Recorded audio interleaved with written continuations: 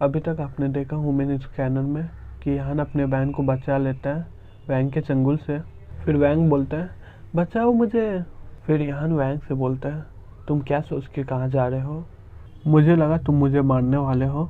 फिर वैंग यान की ताकत देखकर डर जाता है और पैर पकड़कर बोलता है मुझे माफ़ कर दो मास्टर यान, कृपया मेरी जान बख्श दो। बाहर में खड़े लोगों में से एक आदमी बोलता है ये ठड़की मैनेजर वैंग के सामने नील डाउन होकर अपनी जान के लिए भीख मांग रहा है। फिर दूसरा आदमी बोलता है यह संभव है। फिर तीसरा आदमी बोलता है सही किया यान, इस कमीने को और सबक सिखाओ।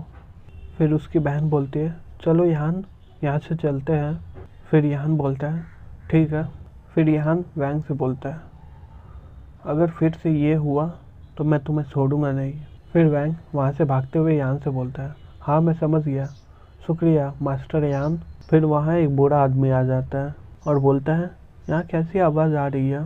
फिर वैंग भागते हुए फैक्ट्री डायरेक्टर के पास पहुँचता है। वहाँ पर खड़े लोगों में से एक आदमी बोलता है यहाँ फैक्ट्री डायरेक्टर आ गया है। फिर दूसरा आदमी बोलता है यहाँ अब मुसीबत में है, मैनेजर वैंग फैक्ट्री डायरेक्टर का साला है। फिर तीसरा आदमी बोलता है अगर यहाँ के पास ताकत है तो यहाँ पर उसकी ताकत नहीं चलेगी, अब यहाँ कैसे हराएगा। फिर मैनेजर वैंग रोते हुए फैक्ट्री डायरेक्टर से बोलता है ब्रदर इन लॉ मुझे परेशान किया गया है, तुम्हें इसे ठीक करना होगा मेरे लिए। फिर फैक्ट्री डायरेक्टर गुस्से में बोलता है किसने किया है, किसने मेरे ब्रदर इन लॉ को रेस्पेक्ट नहीं दिया। फिर मैनेजर वैंग बोलता है वो रहा वो बच्चा।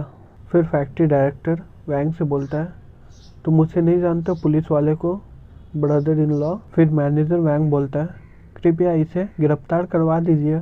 फिर वो सामने आकर बोलती है ये मेरे छोटे भाई की गलती नहीं है, ये मेरी गलती है पहले से ही। फिर वैंग यान और उसकी बहन से बोलता है मैं तुम दोनों को देख लूँगा, पहले इस बच्चे को जेल में डाल दूँ। फिर टैंक सामने आकर बोलता है तुम्हें क्या लगता है तुम जनता से सच्चाई छुपा सकते हो। फिर अचानक से एक जूता वैंग के मुंह पर लगता है। फिर वैंग बोलता है वो क्या था। फिर वैंग उस जूते को उठाकर सूंघने लगता है। फिर वैंग गुस्से से बोलता है ये बदबूदार जूता किसने फेंका मेरी तरफ। फिर सभी वर्कर लोग वैंग की तरफ गुस्से से देखते हैं। फिर वैंग बोलता है यहाँ कुछ गलत होने वाला है। फिर वर्कर लोग वैंग की तरफ जूते पत्थर फेंकने लगते हैं। फेंकते हुए एक आदमी बोलता है तुम कमीने।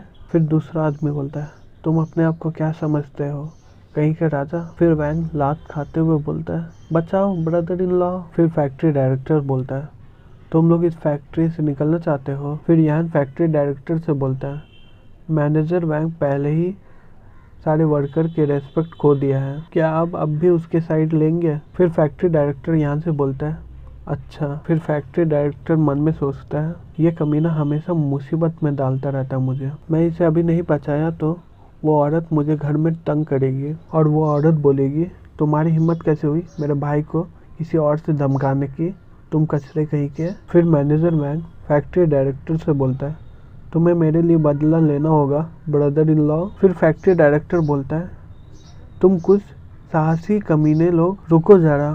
फिर सेक्रेटरी ली दौड़ते हुए फैक्ट्री डायरेक्टर के पास पहुंचता है। फिर फैक्ट्री डायरेक्टर उसे देखकर बोलता है क्या हुआ, तुम ऐसा एक्ट क्यों कर रहे हो, तुम इतना घबराए हुए क्यों हो।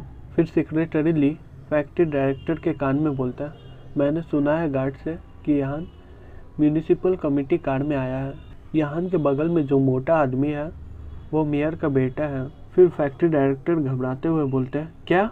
फिर फैक्ट्री डायरेक्टर घबराते हुए उन दोनों की तरफ देखते हैं। फिर फैक्ट्री डायरेक्टर सोचता है कि यान बोल रहा होगा कि कब डिसिप्लिन कमेटी यहाँ पर आएंगे। फिर टैंक बोलता है वो लोग कभी भी आ सकते हैं यहाँ पर, फिर इसकी खैर नहीं। यही सोचकर फैक्ट्री डायरेक्टर अपने मन में सोचता है वो मोटा लड़का सही में मेयर का बेटा लगता है, क्या वे लोग मेरा सीक्रेट एक्सपोज करने आए हैं क्या। लेकिन असल में यान और टैंक ये बातें कर रहे थे कि यान टैंक को बोलता है आज क्या खाएंगे इसके बाद। फिर टैंक सोचते हुए बोलता है यहाँ पर एक सामने में एक मॉल है, वहाँ अच्छा खाना मिलता है, चलो वहीं खाते हैं। फिर फैक्ट्री डायरेक्टर टैंक को सोचते हुए घबरा जाते हैं।